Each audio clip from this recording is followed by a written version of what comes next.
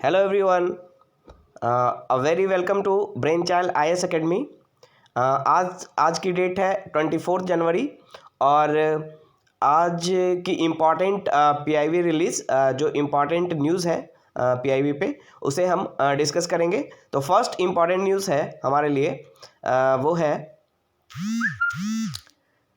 Trade defence wing operations under DOC result in reduction of anti-subsidy duty imposed on Indian exporter from 11.6% to, यहाँ देख सकते हैं आप जो फर्स्ट न्यूज है, trade defence wing operations under DOC doc result in reduction of anti subsidy duty imposed on Indian exporters from 11.6% to 2.82%। यानी जो trade defence wing है उसके ऑपरेशन के कारण क्या हुआ है कि एंटी सब्सिडी ड्यूटी जो इम्पोज होता था इंडियन एक्सपोर्टर पे वो उसमें कमी आई है। कितने परसेंट से? 11.6% से कम होकर ये 2.82% हो गया है। एंटी सब्सिडी ड्यूटी क्या होता है और ये ट्रेड डिफेंस विंग क्या है, इसके बारे में हम लोग डिस्कस करेंगे यहाँ पे। ओके, तो ट्रेड डिफेंस विंग क्या है कि ट्रेड डिफेंस विंग एक ऑर्गेनाइजेशन है जो 2016 में इस्टेब्लिश किया गया था। ट्रेड डिफेंस विंग जैसे रॉ है हमारा रिसर्च एंड एनालिसिस विंग, उसी तरह ट्रेड डिफेंस विंग एक रिसर्च विंग है जो कि ट्रेड से रिलेटेड चीज़ों में इन्वेस्टिगेशन करता है। ठीक है, it investigate against dumped and subsidized imports from other countries। यानी दूसरे कंट्री से जो डंपिंग होती है, डंपिंग क्या होता है कि कोई भी कंट्री जैसे चाइना है तो वो अपने सामान को बहुत कम दाम पे रखकर उसे क्या करता है, इंडिया को इंपोर्ट करेगा, यानी इंडियन मार्केट में वो लाएगा उस सामान को, और इससे क्या हो जाएगा, जो चाइनीज सामान होंगे वो चीप हो जाएंगे, और चीप होंगे तो उन सामान का डिमांड ज़्यादा होने लगेगा और इससे जो इंडियन मैन्युफैक्चरर हैं उनको घाटा हो सकता है। तो जो डंपिंग होती है उसको ये उसके खिलाफ ये इन्वेस्टिगेट करता है। ठीक है, साथ ही साथ जो सब्सिडाइज इंपोर्ट होता है, मतलब बहुत ही सब्सिडी रेट पे जो इंपोर्ट्स किया जा रहा है, मतलब वहाँ की गवर्नमेंट किसी प्रोडक्ट पे सब्सिडी दे रही है, मान लीजिए एग्रीकल्चर प्रोडक्ट पे सब्सिडी दे रही है और वो सब्सिडाइज सब्सटेंस वो इंडिया में इंपोर्ट होता है, वो प्रोडक्ट इंडिया में इंपोर्ट होगा तो उसका दाम काफ़ी कम होगा। तो इंडियन मार्केट में चूंकि उसका दाम कम होगा तो उसका डिमांड ज़्यादा होगा। तो यहाँ के जो मैन्युफैक्चरर हैं, जो इंडिजिनस मैन्युफैक्चरर हैं या जो डोमेस्टिक मैन्युफैक्चरर हैं, उनको घाटा हो सकता है। तो इसलिए ये क्या करता है, ट्रेड डिफेंस विंग क्या करता है, इन केसेस में इन्वेस्टिगेट करता है कि क्या इशू है, क्या कैसे ये किया जा रहा है, मतलब किन मकसद से किया जा रहा है। ठीक है, और साथ ही साथ ये जो ट्रेड डिफेंस विंग है ये दूसरे कंट्रीज में जो वहाँ की जो गवर्नमेंट जो इंडियन एक्सपोर्ट पे जो इन्वेस्टिगेशन करवा रही है, ठीक है, उससे भी इंडियन एक्सपोर्टर्स को प्रोटेक्ट करता है, उनके इंटरेस्ट को प्रोटेक्ट करता है। ठीक है, एक तो ये हो गया कि जैसे दूसरे देश का सामान इंडिया में इंपोर्ट होकर आया तो उसको ये इन्वेस्टिगेट करता है। ठीक है, कि वो कहीं डंपिंग के इंटेंशन से तो नहीं आया है, यानी बहुत लोअर प्राइस पे जानबूझ के करके इंडियन मार्केट में उसे लाया गया है, या फिर सब्सिडाइज इंपोर्ट तो नहीं है, वो ये इन्वेस्टिगेट करता है।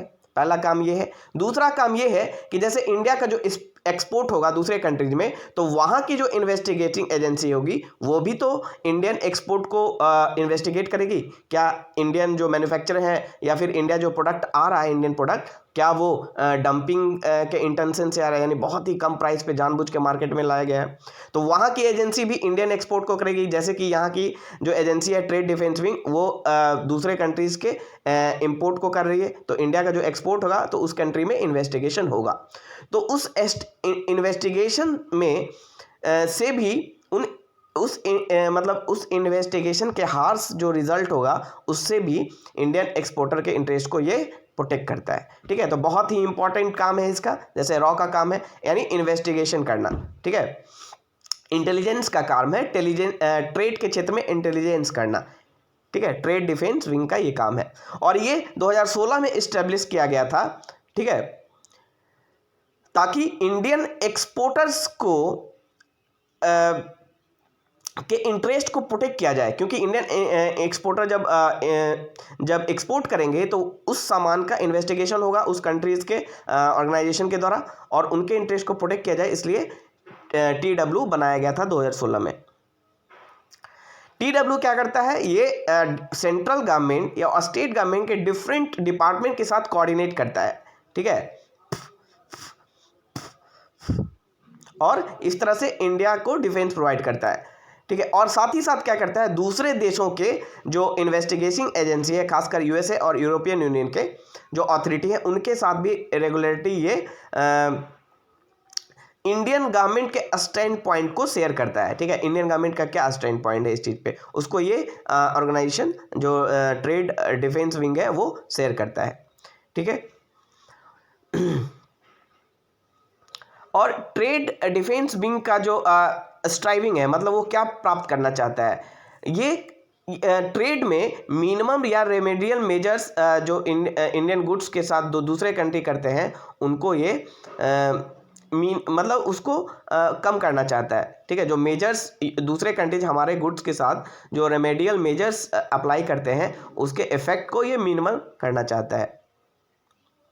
और हाल के दिनों में TWS का ऑपरेशन जो है वो मोमेंटम गेन किया है, ठीक है। और जो सस्टेन एफर्ट है ट्रेड डिफेंस विंग के, वो उसके कारण क्या हुआ है, जो काउंटर वेलिंग ड्यूटी है, ठीक है, उसमें कमी आई है, ठीक है। काउंटर वेलिंग ड्यूटी में कमी आई है on the export from India,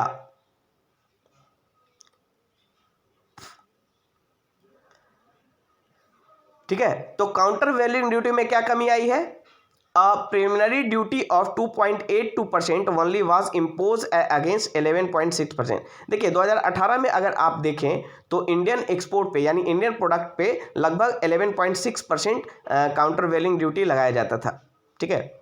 और अभी की क्या स्थिति है, अभी अगर हम देखें अगर हम polythene, terephthalate film and sheet and strip जो इंडिया से एक्सपोर्ट किया जाता है USA में, अगर उसकी स्थिति को हम देखें तो 2018 में उस पर लगभग काउंटर वेलिंग ड्यूटी कितना था, 11.67%, लेकिन अभी कितना लग रहा है, 2.8%। तो ये किसके एफर्ट से हुआ है, ट्रेड डिफेंस विंग के एफर्ट, कंटिन्यूअस एफर्ट के कारण ये संभव हो पाया है। ओके, जो दूसरा इंपॉर्टेंट न्यूज़ है उसके बारे में देखते हैं।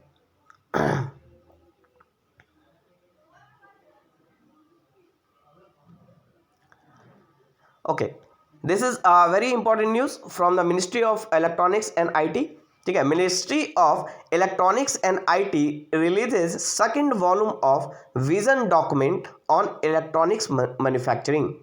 यानी मिनिस्ट्री ने क्या किया है, इलेक्ट्रॉनिक्स एंड जो इंफॉर्मेशन टेक्नोलॉजी है, उन्होंने with the association of ICEA, ठीक है, तो उन्होंने एक 5 ईयर रोड मैप लॉन्च किया है, 5 ईयर रोड मैप लॉन्च किया है, ठीक है। और उसमें 2 पार्ट है, उसमें उसका जो विजन है, 5 ईयर रोड मैप का जो विजन है, उसके 2 पार्ट हैं। तो फर्स्ट पार्ट पहले ही लॉन्च कर दिया गया था। फर्स्ट पार्ट कब लॉन्च हुआ था, फर्स्ट पार्ट लॉन्च किया गया था नवंबर 2021 में, ठीक है। तो फर्स्ट जो विजन है यानी 5 ईयर रोड मैप है, इलेक्ट्रॉनिक्स सेक्टर में जो का जो 5 ईयर रोड मैप है, उसका उसके विजन के 2 पार्ट थे। तो फर्स्ट पार्ट को 2021 में ही, नवंबर 2021 में ही लॉन्च कर दिया गया था, और सेकंड पार्ट को 24 जनवरी 2022 को लॉन्च किया गया है, ठीक है। इसमें इसका क्या लक्ष्य है, इसका विजन डॉक्यूमेंट क्या बोलता है कि इलेक्ट्रॉनिक्स, इसका जो टाइटल है वो है $300 billion sustainable electronics manufacturing and export by 2026। यानी ये जो 5 ईयर रोड मैप है, उसके विजन का जो दूसरा पार्ट है, उसका टाइटल है $300 billion sustainable electronics manufacturing and export. यानी $300 बिलियन का हमें एक ऐसा इकोसिस्टम बनाना है जिसमें हम इलेक्ट्रॉनिक्स को मैन्युफैक्चर कर सके इंडिया में, और साथ ही साथ उसका एक्सपोर्ट कर सके कब तक? 2026 तक। आपको पता है कि इलेक्ट्रॉनिक्स का जो मैन्युफैक्चरिंग है वो इंडिया में बहुत ही, उसकी स्थिति बहुत ही अच्छी नहीं है, ठीक है। इलेक्ट्रॉनिक्स गुड्स की मैन्युफैक्चरिंग इंडिया में बहुत ही कम होती है, ठीक है। कुछ जगहों को छोड़कर इलेक्ट्रॉनिक्स मैन्युफैक्चरिंग इंडिया में नहीं के बराबर होती है। तो हमने इसलिए एक 5 ईयर रोड मैप तैयार किया है, खासकर ministry of electronics and information technology ने। और उस रोड मैप के तहत जो उसका दूसरा लक्ष्य है, ठीक है, उसका दूसरा लक्ष्य क्या है कि 2026 तक हमें एक ऐसा इलेक्ट्रॉनिक्स एंड मैन्युफैक्चरिंग एक्सपोर्ट तैयार करना है जो $300 बिलियन का हो, ठीक है। और जो पहला वॉल्यूम था, यानी वॉल्यूम का जो फर्स्ट पार्ट था, उसका टाइटल था increasing India's electronics export and share in GVC. GVC का मतलब ग्लोबल वैल्यू चेन। अब ये वैल्यू चेन क्या होता है? वैल्यू चेन का मतलब होता है प्रोडक्शन से लेकर मार्केटिंग तक, ठीक है। प्रोडक्शन से लेकर सेल तक जो भी प्रोसेस यूज किया जाता है इंडस्ट्री में, उसे कहा जाता है वैल्यू चेन, ठीक है। तो जो ग्लोबल वैल्यू चेन है उसमें इंडिया का जो इलेक्ट्रॉनिक एक्सपोर्ट है, ठीक है, इंडिया से जो इलेक्ट्रॉनिक गुड्स एक्सपोर्ट किए जा रहे हैं उनकी स्थिति को बढ़ाना, उनके शेयर को बढ़ाना, ये वॉल्यूम 1 का, यानी वॉल्यूम के पार्ट 1 का टाइटल था, उसका लक्ष्य था, जो कि नवंबर 2021 में रिलीज हुआ था।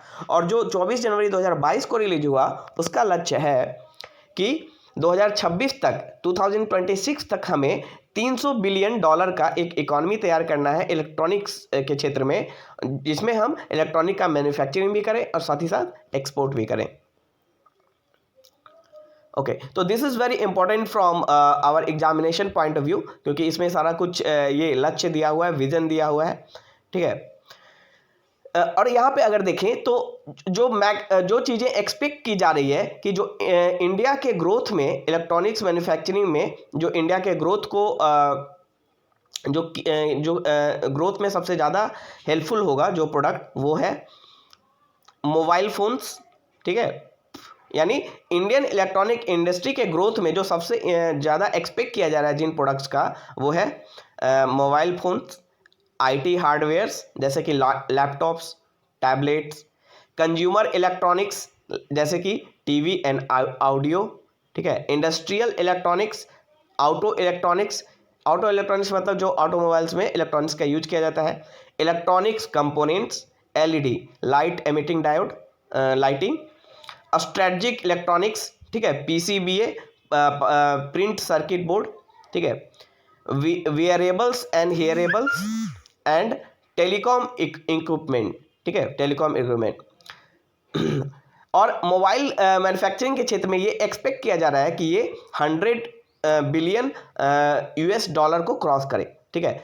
एनुअल जो प्रोडक्शन हो वो $100 बिलियन हो, ये एक्सपेक्ट किया जा रहा है कि अगर इस तरह का विजन लाते हैं हम लोग 2026 तक, हम क्या करेंगे कि $100 बिलियन का जो एनुअल प्रोडक्शन है उसको हम क्रॉस कर पाएंगे।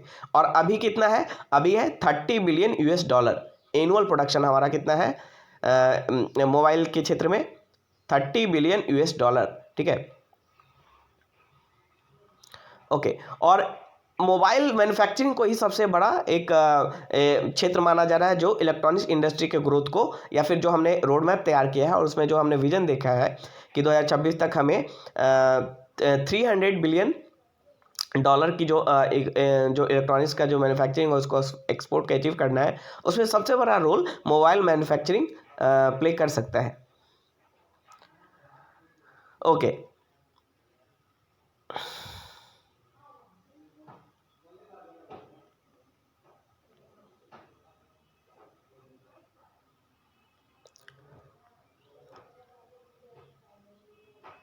तो this is all about the roadmap, a 5-year roadmap launched by the electronics and information technology.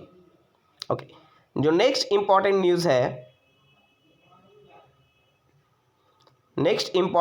है वो है ranking of state environment impact assessment authorities will bring in efficiency in decision making without diluting any regulatory safeguards.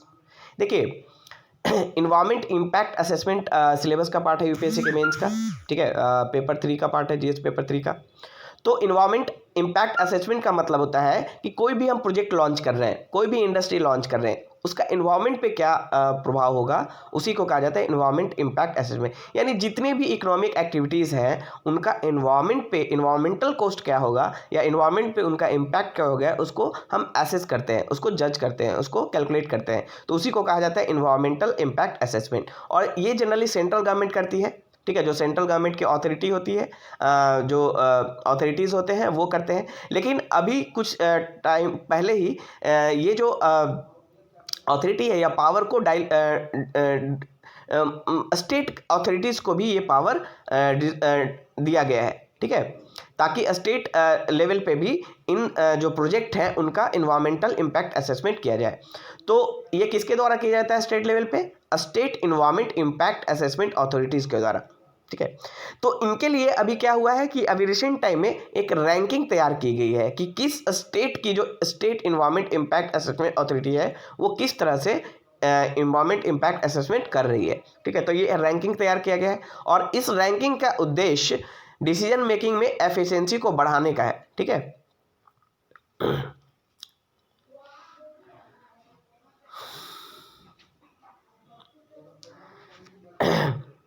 और इन state environment impact assessment authority को ये power delegates किया गया है, power delegate किया गया है ताकि वो डिफरेंट जो प्रपोजल्स हैं, जो कैटेगरी वी के प्रपोजल्स होते हैं, मतलब लोअर जो इन्वेस्टमेंट होता है या फिर लोअर जो प्रोजेक्ट होते हैं, लोअर लेवल के जो प्रोजेक्ट होते हैं, उनके लिए ये इन्वायरमेंटल क्लियरेंस दे सके स्टेट लेवल पे ही, क्योंकि ये बहुत कॉम्प्लेक्स हो जाता है कि हर प्रोजेक्ट को सेंटर में जाके उसको क्लियरेंस देना पड़े, तो इसलिए स्टेट लेवल को भी ये पावर डेलीगेट्स किया गया है।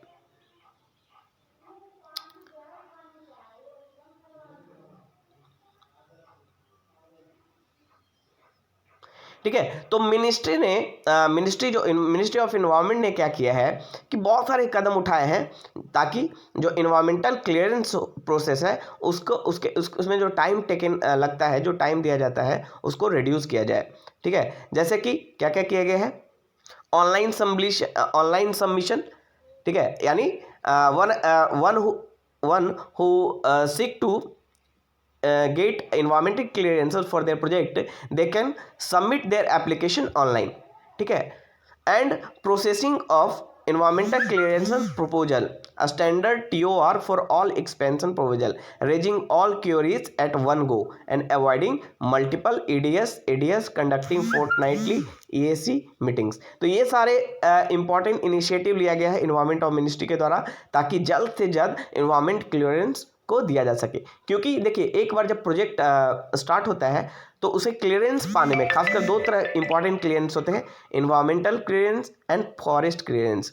तो ये दो क्लियरेंस लेने में काफ़ी समय लगता है और उससे क्या होता है कि उस प्रोजेक्ट का कॉस्ट काफ़ी बढ़ जाता है, ठीक है। तो और यही कारण है कि बहुत सारे जो प्रोजेक्ट हैं, खासकर जो ग्रीन फील्ड प्रोजेक्ट है हमारे यहाँ इंडिया में, ग्रीन फील्ड प्रोजेक्ट का मतलब जो एकदम नए स्टार्ट जो प्रोजेक्ट है, नए प्रोजेक्ट जो है, ठीक है, तो उन्हें ग्रीन फील्ड प्रोजेक्ट बोला जाता है। तो खासकर वो प्रोजेक्ट इंडिया में काफ़ी डिले हो रहा है उन प्रोजेक्ट में। क्यों? क्योंकि इन्वायरमेंटल क्लियरेंस और फॉरेस्ट क्लियरेंस लेने में काफ़ी समय दिक्कत आती है और इसी के लिए मिनिस्ट्री ने क्या किया है कि स्टेट अथॉरिटी को भी कुछ पावर डेलीगेट्स किए हैं ताकि स्टेट लेवल पे भी प्रोजेक्ट को क्लियरेंस, इन्वायरमेंटल क्लियरेंस मिल सके।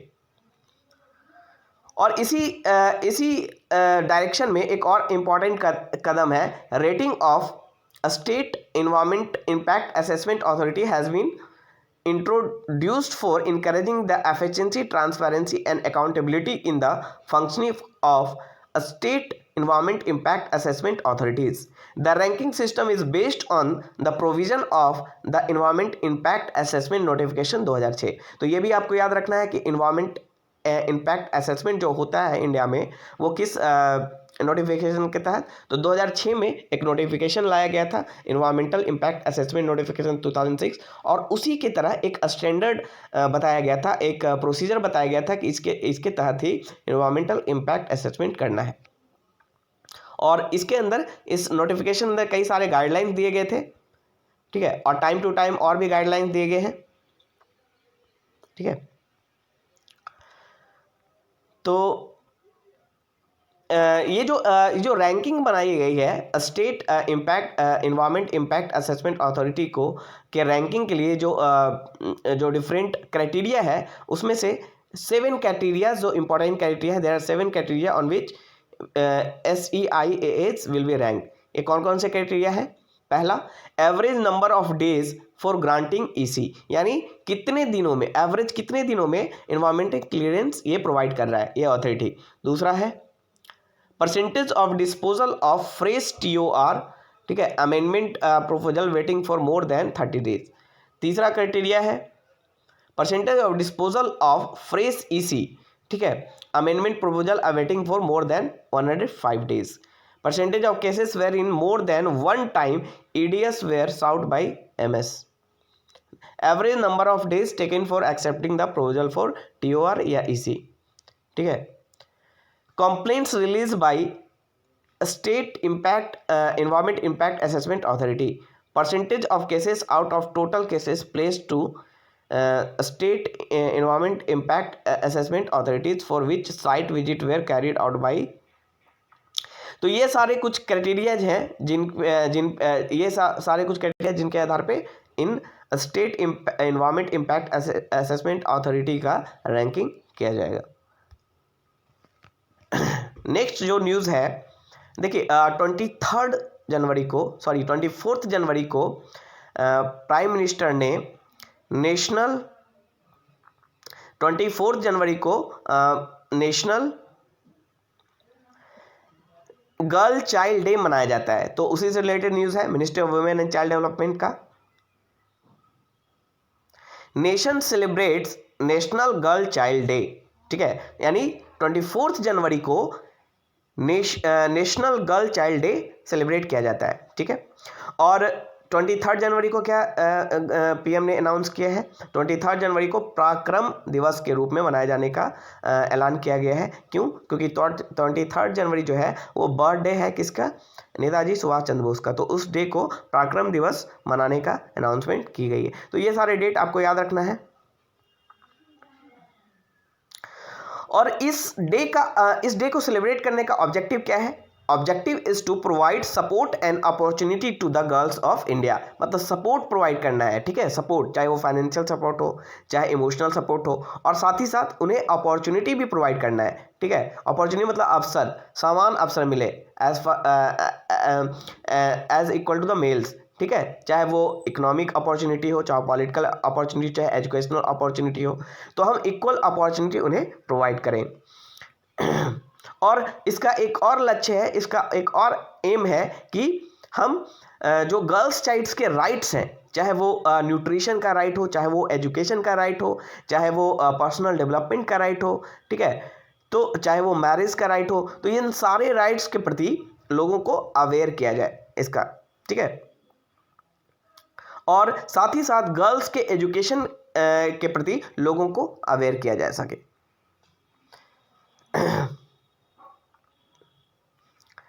हमारे यहाँ कि हमारे यहाँ जेंडर डिस्क्रिमिनेशन इंडिया में एक मेजर प्रॉब्लम है, क्योंकि जो डिस्क्रिमिनेशन होता है खासकर गर्ल्स के साथ, वो क्या होता है, उनके हेल्थ के लिए, उनके पर्सनल डेवलपमेंट के लिए ये काउंटर प्रोडक्टिव होता है। और इस डिस्क्रिमिनेशन के कारण वो इकोनॉमिक एक्टिविटी में भाग नहीं ले पाते हैं। और ऐसा बोला गया है कि अगर जो गर्ल्स हैं, अगर वो इकोनॉमिक एक्टिविटीज़ में पार्टिसिपेट करते हैं, तो हमारा जो GDP है उसका ग्रोथ जस्ट डबल हो सकता है, ठीक है। तो this is very important to give equal opportunity and support to the girl child, ताकि उनका ओवरऑल डेवलपमेंट हो और हमारा सोसाइटी एक बैलेंस सोसाइटी बने, और उसमें जो पार्टिसिपेशन हो, चाहे इकोनॉमिक एक्टिविटी में हो, पॉलिटिकल एक्टिविटी में हो, या किसी तरह की एक्टिविटी में हो, उसमें इक्वल पार्टिसिपेशन हो, चाहे वो गर्ल्स हो चाहे बॉयज़ हो, ठीक है। और नेशनल गर्ल चाइल्ड डे को पहली बार 2008 में इनिशिएट किया गया था। किस मिनिस्ट्री के द्वारा? Ministry of women and child development के द्वारा। तो ये भी आप याद रखेंगे, UPSC प्रीलिम्स में पूछती है कि किस मिनिस्ट्री के द्वारा इनिशिएट किया गया नेशनल गर्ल चाइल्ड डे। तो ministry of women and child development. अब इसका ऑब्जेक्टिव क्या है? The objective of national girl child day is to create awareness about the rights a girls own and to give girls the opportunity like everyone else. Also to support the girl child of the nation and remove gender based biasness. देखिए ये हमारा fundamental right भी है. कौन सा right है? Article 15. ठीक है. It prevent discrimination on the ground of religion, caste, sex, ठीक है, प्लेस ऑफ बर्थ. तो उसमें एक सेक्स भी क्राइटेरिया है जिसके आधार पे जो डिस्क्रिमिनेशन होता है उसको आर्टिकल 15 रोकता है. प्रोहिबिशन और discrimination on the ground of, ठीक है, religion, caste, race, sex and place of birth. तो ये हमारा फंडामेंटल राइट भी है कि इस डिस्क्रिमिनेशन को रोका जाए. साथ ही साथ आर्टिकल 16 में क्या बोला गया है? आर्टिकल 16 में भी यही बोला गया है कि everyone should provided equal opportunity. ठीक है, चाहे वो मेल हो या फीमेल हो, वहाँ उन्हें कोई भी पब्लिक जो भी एम्प्लॉयमेंट है उसमें इक्वल अपॉर्चुनिटी प्रोवाइड की जाए. तो ये अगर देखें तो ये हमारा फंडामेंटल राइट है कि हम जो डिस्क्रिमिनेशन है खासकर गर्ल चाइल्ड्स के प्रति उसको हम रोकें.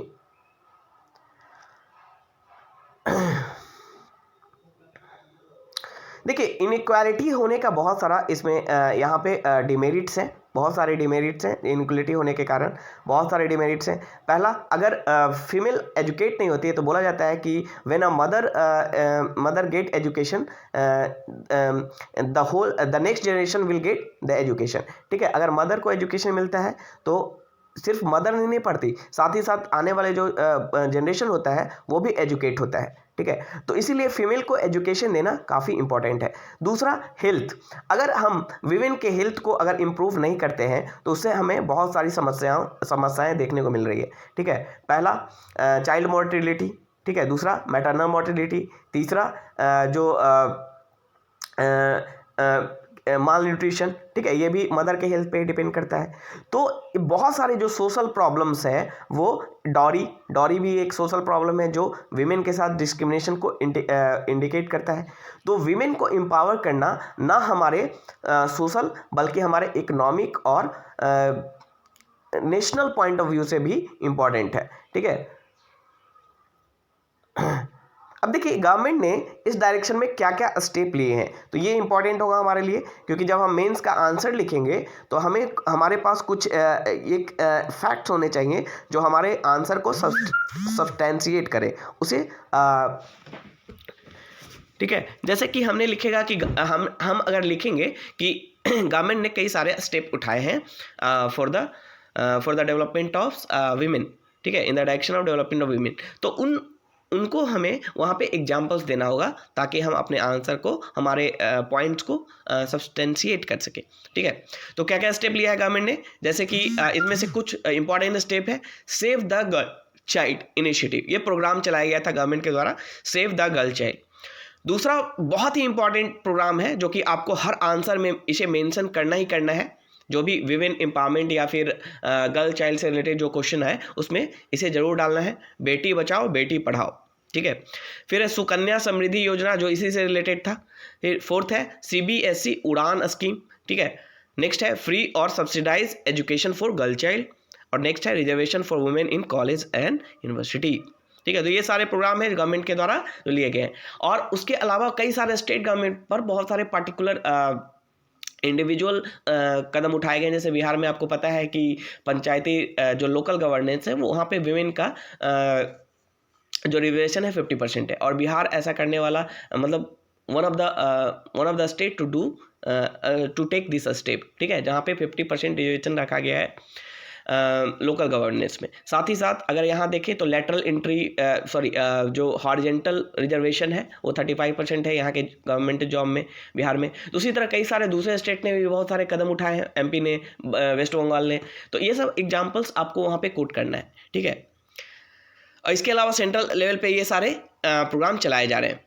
अब सबसे इम्पोर्टेंट जो प्रोग्राम था इसमें वो था बेटी बचाओ बेटी पढ़ाओ जो स्कीम लाया गया था.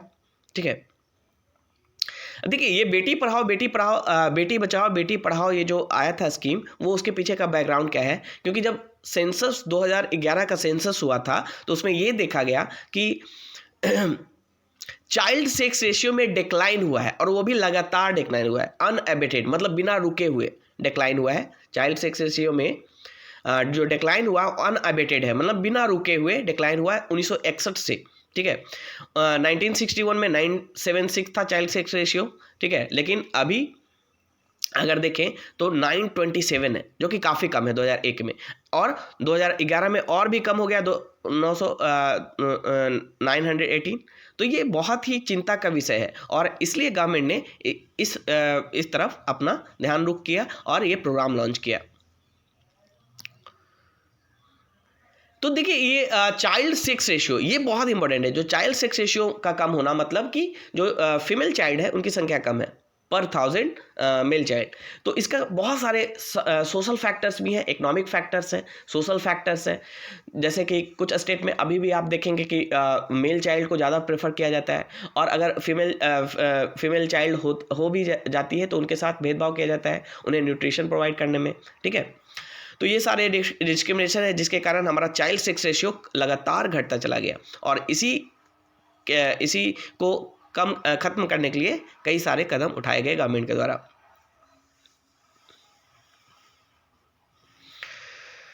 ठीक है, तो यहाँ अगर हम डिस्क्रिमिनेशन की बात करें तो her disempowerment over a life cycle continuum, ठीक है।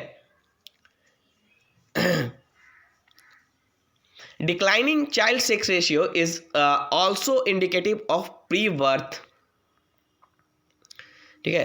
Declining child sex ratio is also indicative of pre-birth discrimination। Pre-birth यानी बर्थ से पहले ही डिस्क्रिमिनेशन हो रहा है। कैसे? जेंडर बाइज जो सेक्स सिलेक्शन होता है, ठीक है, जो एबॉर्शन कराया जाता है आफ्टर अल्ट्रासाउंड, जो कि अल्ट्रासाउंड को बैन कर दिया गया है इंडिया में, ठीक है। तो ये जो डिस्क्रिमिनेशन हो रहा है वो बर्थ से पहले हो रहा है, ठीक है। उसके बाद भी पोस्ट बर्थ डिस्क्रिमिनेशन क्या है, जैसे कि health care, nutrition, educational opportunity के रूप में। तो ये इंपॉर्टेंट डेटा है, आपको यहाँ अपने आंसर में कोट करना है, ठीक है। और जो सबसे चिंता की विषय ये है कि जो चाइल्ड सेक्स रेशियो है वो कंटिन्यू डिक्लाइन हो रहा है in spite of a strong legal and policy framework and various government initiative. इनके बावजूद भी, क्योंकि ये एक सामाजिक मुद्दा है, ये सोच का है, ठीक है, ये आपका एटीट्यूड दिखाता है कि आपका एटीट्यूड कैसा हुआ है, आप कितने प्रोग्रेसिव हुए हैं, आप कितने लिबरल हुए हैं, ठीक है। तो अगर आप ये एटीट्यूड का मामला है, मतलब कि लॉ लाने के बावजूद भी इस तरह का डिस्क्रिमिनेशन हो रहा है क्योंकि चाइल्ड सेक्स रेशियो लगातार घट रहा है, ठीक है।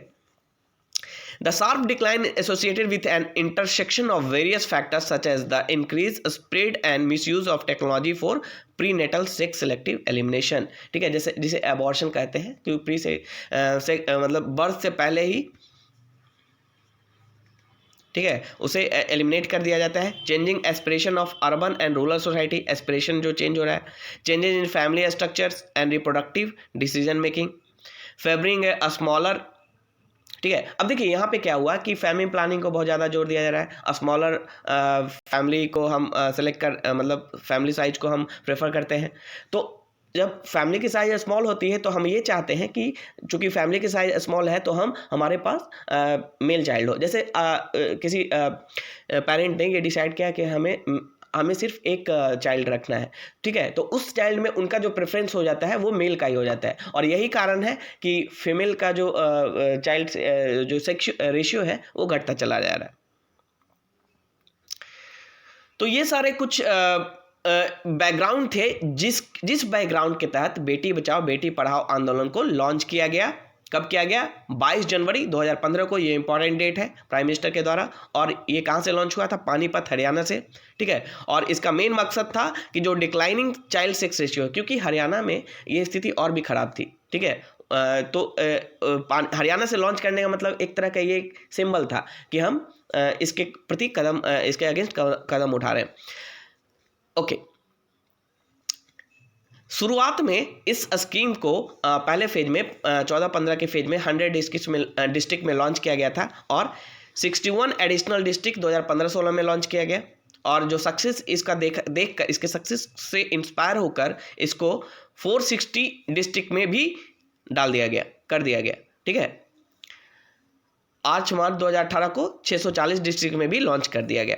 तो ओवरऑल गोल ऑफ द बेटी Bachao Beti Padhao scheme is to celebrate the girl child, enable her education, और इस स्कीम को इम्प्लीमेंटेशन में गोल क्या था कि celebrate the girl child and enable education. The objective of the scheme are under to prevent gender bias sex selective elimination, ठीक है, to ensure survival and protection of the girl child, to ensure education. देखिए सबसे पहले कि जो selective elimination हो रहा है गर्ल चाइल्ड का उसको रोका जाए, और वो वर्थ अगर लेती हैं तो सर्वाइवल को रखा जाए कि वो सर्वाइव करें, ठीक है, और जब सर्वाइव कर जाए तो उन्हें प्रोटेक्शन दिया जाए, चाहे वो न्यूट्रिशनल प्रोटेक्शन हो चाहे किसी तरह का प्रोटेक्शन हो, ठीक है। उसके बाद उनके एजुकेशन और पार्टिसिपेशन को इंश्योर किया जाए।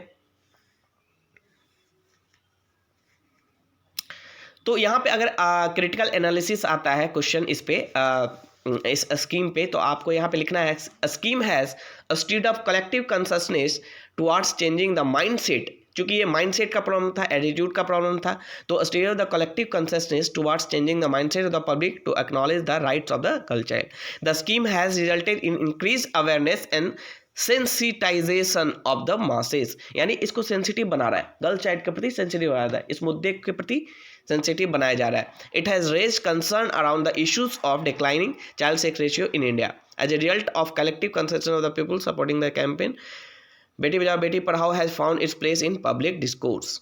इससे क्या हुआ, क्या रिजल्ट आया है, ठीक है। तो सबसे पहला, ये बहुत इंपॉर्टेंट है, ये पॉइंट डिस्कस करना आपके क्रिटिकल एनालिसिस में, कि increase in 19 points in sex ratio at birth at national level from 918 to 937।